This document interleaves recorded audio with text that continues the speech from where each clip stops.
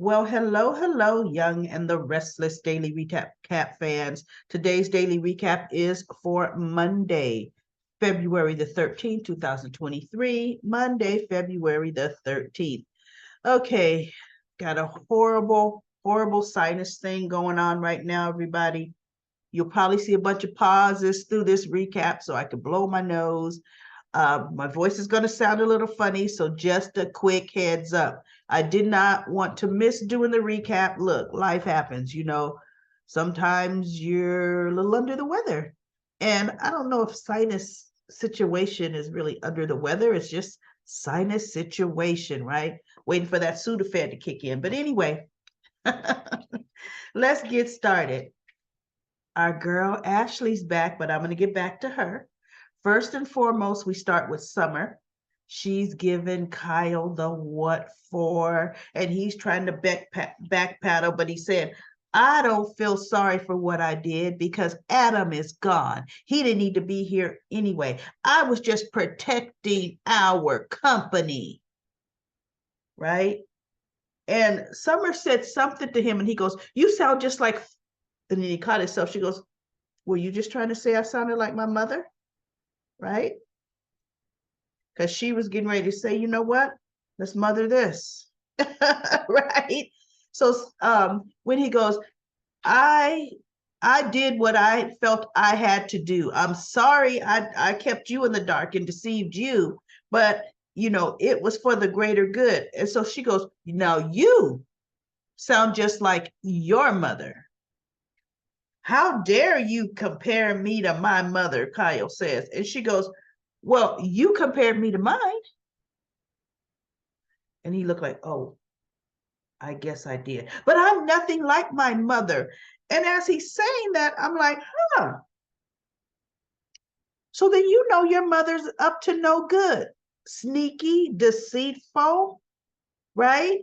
You standing on your high horse. I am nothing like my mother. Oh, but your mother hung the moon according to you.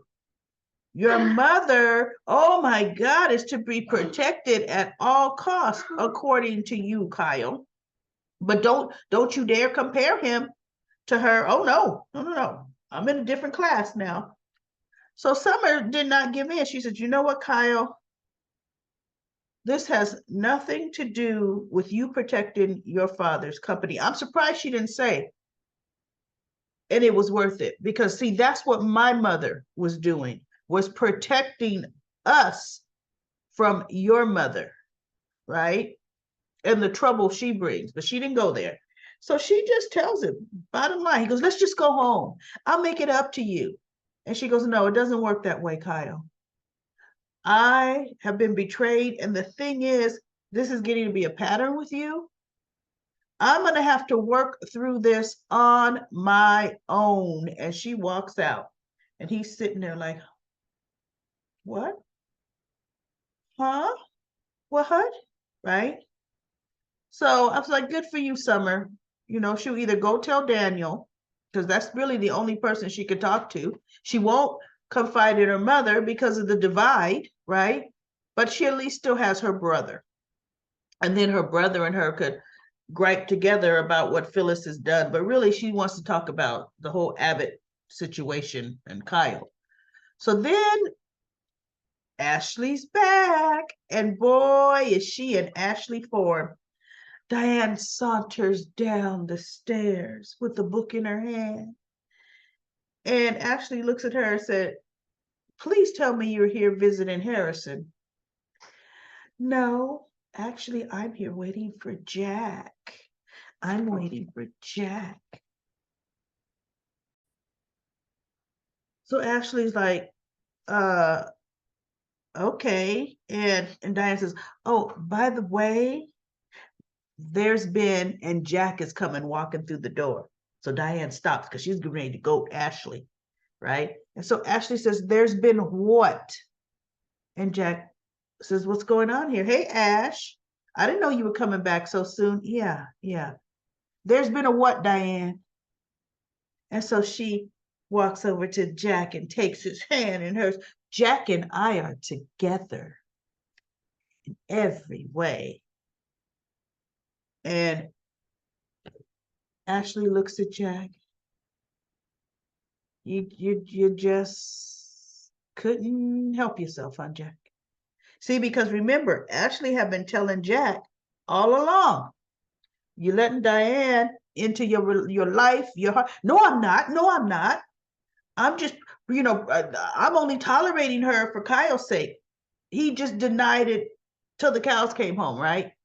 And so then she goes, nope, Diane is welcome here. And so Ashley's like, no.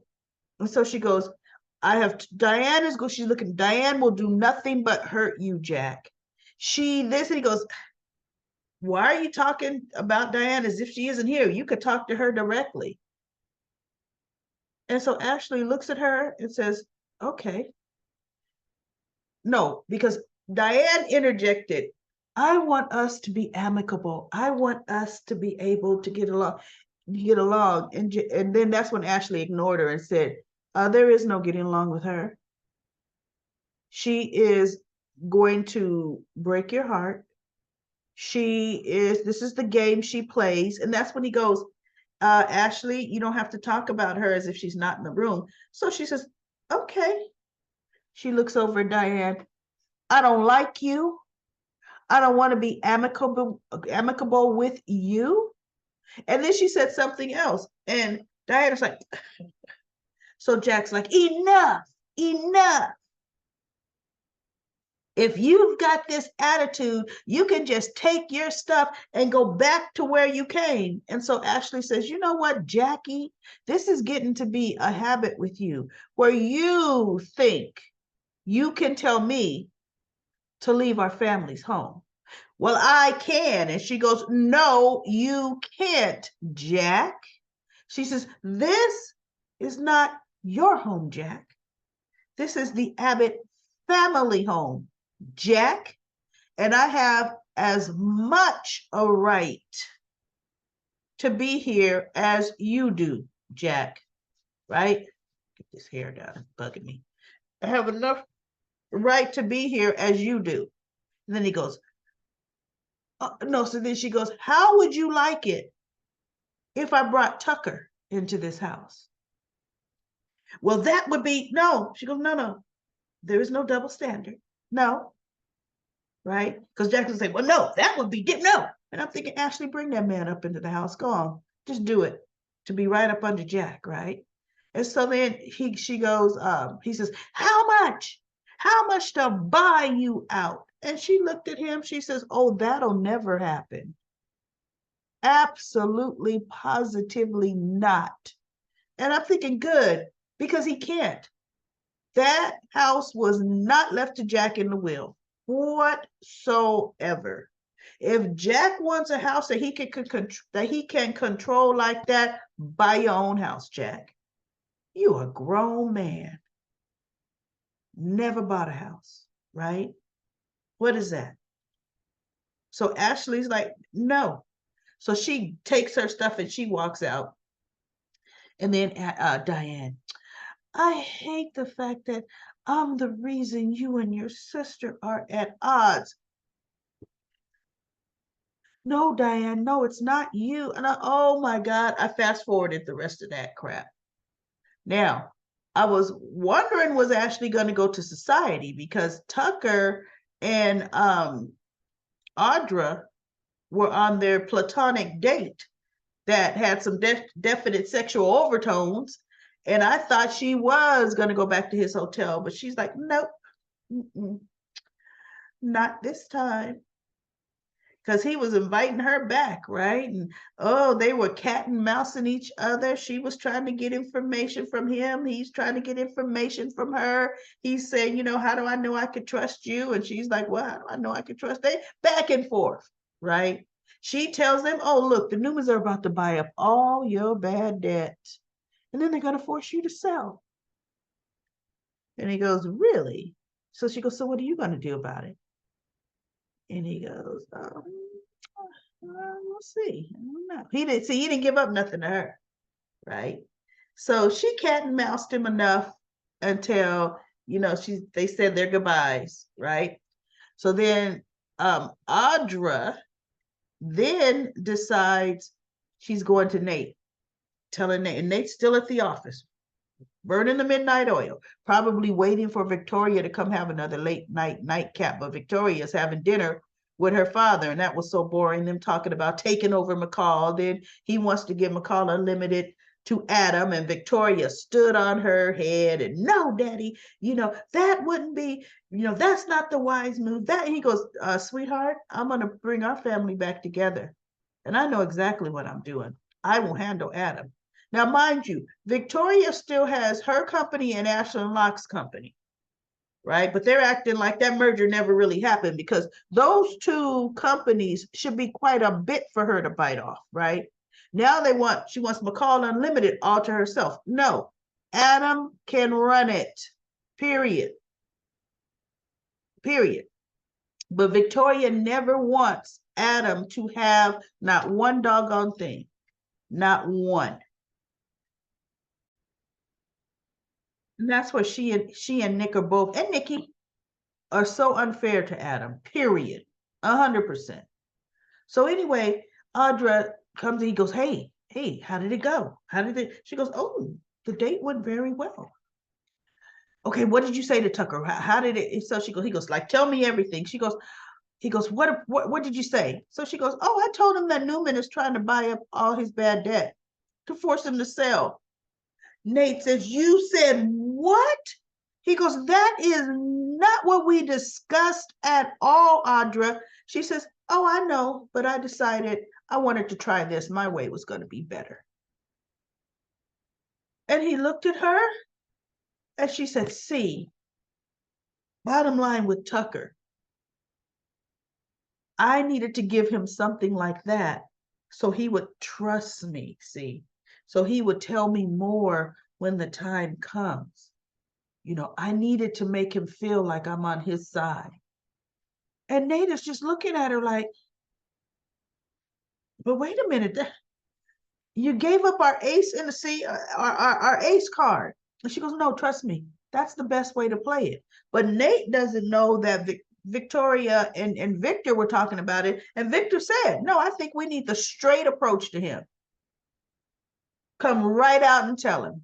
We know about his bad debt. Well, we want him to know we know about his debt, and we want him to know what our plans are, but we don't want it to be so obvious. See, Audra just gave them what they wanted in their plan, and they just don't know it yet, right? Because the meetings of the mind hasn't happened with Victoria talking to Nate. But it's just that action of her going rogue. That should be the handwriting on the wall for Nate. And then as she said, no, see, this is going to work so perfectly because Tucker's going to trust me and tell me what's going on. And I'm going to be able to come right back here and let the Newmans know. And the Newmans will win. And so Nate is like, because the Newmans winning means I'm winning too, right? Okay. You guys listen to that snake right there. Go ahead. Listen to her. Tucker, though, he did make a phone call to someone and he goes, you talk to my banker again, or my bankers again, and you find out if anything has changed that I don't know about, because I don't want any surprises. See, so that conversation right there, Tucker is letting information out that he wants out there. He's just double checking that. Oops, wait, hold up. Did something else happen besides what I put into motion to happen? So this is going to be such a good cat and mouse here. I'm loving it. And Victoria, I love that, Victoria need to be taken down a peg. And I can't wait for Nate to fall flat on his face. That is going to be so good, right? And then he's going to have to go back to the hospital and try to get a nurse's job. he's gonna say, Elena, can you put in a good word for me? I'll take nursing. I'll take physician's assistant. Can you please put in a good word for me, Elena? Right? But that's going to be coming. Okay. So that was it for, and then Tucker, after he hung up the phone with whoever he was talking to, he heard a knock on the door, knock, knock, knock, knock. And he goes to open it, and who is it but Ashley leaning against his door frame. Hello, Tucker. And he looks at her, and I'm thinking, aren't you glad Audra isn't there? Aren't you glad Audra didn't come back with you, Tucker? Aren't you glad? And he's just looking at her, and I'm thinking, ooh, Ashley is so mad at Jack that watch. She's going after Tucker, or she's going to tell Tucker, look, let me tell you something. I'm pissed at you. Don't read anything else into this, but I'm ready to rub you in my brother's face, and you're going to love me doing it, right? And Tucker's going to say, sign me up. What you want me to do? You want me to go spend the night with you? In the morning, do you want me to walk down the stairs naked? Because I'll do it for you, Ashley. I'll do it. We shall see. We're gonna see, but that would be the, you know what? That would be the move I would make for Jack, to just throw it in Jack's face. That whole shock move, because this whole thing with him and Diane, this is how what a farce it is. Diane says, Jack told her, why don't you bring a few things on those late nights that you don't want to go, that we decide you're going to stay, and you don't have to rush out early in the morning. They're making it like Diane has just moved in. There's a difference between leaving a few things here and moving in here, right? So Tucker needs to leave a few things there and be there when nobody else is there, like Diane, right? And let's go for it. Let's see what's going to happen. So let's go to Comment Corner. Comment Corner. Anita says, if Adam and Tucker team up, that would be interesting and fun to watch. Looking forward to the new team. I'm hoping they go that way, Anita. I really am. Sherry says, it's time to bring Jeremy back to settle the score with Diane and Jack. I'm so disappointed in the way they wrote that Jeremy Stark story. What a waste of space. Sheila says, I think Adam and Sally are a couple in real life now. Wow. And Lisa says they are. But yet, you guys, a few days ago, somebody said Sharon was with Chance.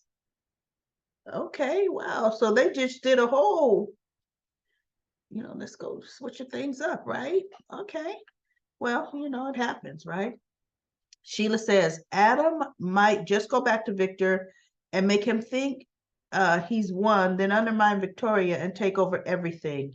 Brooklyn says messy Phyllis is just about to get messier, and I'm looking forward. I know I'm ready for. I don't want stupidity Phyllis. I want something more cunning and masterful from her. Come on, Phyllis, use your brain for good, not this flying off the handle crap, And LaShanta says, I know Phyllis was wrong, but I don't like the way Daniel talked to her. She's his mom. Audra's not slick. Tucker's too smart. And they're both playing each other, but ultimately, Tucker is the master. Oh, he's got way more years of deceit and deception over her.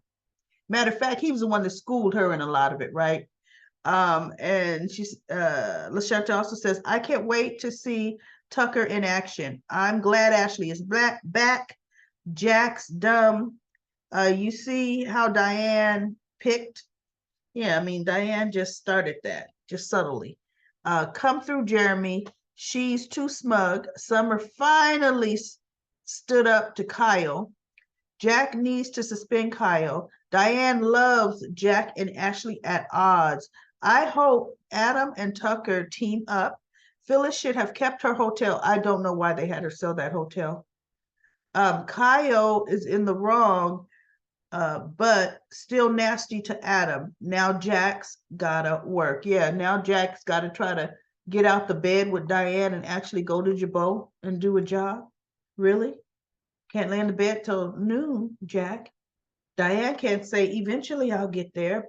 Oh, but she's jockeying for a senior management position. Yeah, right. You can't even go to work. Can't even go to work at all. So anyway, we shall see. But yeah, the whole Phyllis selling that hotel was needless. For one thing, Chancellor Winters did not need it and do nothing with it, really. Phyllis could have run the hotel, hired a manager, because look, who's running the hotel right now? Nobody. Nobody. We only see the little desk clerk walking around in the same green uniform, right? When people come in, who's the head honcho? Nobody. Phyllis could have kept her hotel at night, gone and taken care of what, because she still lives there. But now she's got to pay. She could have been living there for free, overseeing her hotel and working for Marchetti in the day. And guess what? She still would have been fired when she was fired, because Phyllis is going to sabotage things. And now she would at least have her hotel to fall back on. Now she has nothing to fall back on. Nothing. So anyway, everybody, that was it for General Hospital. Young and the Restless today. I don't foresee anything good happening this week at all. It is just that boring, right? And that bad. But let's see. And this is supposed to be February sweeps? There's no surprise, no element of danger, no element of suspense, no nothing going on. So let's see what they do. I'll be back tomorrow with another daily recap.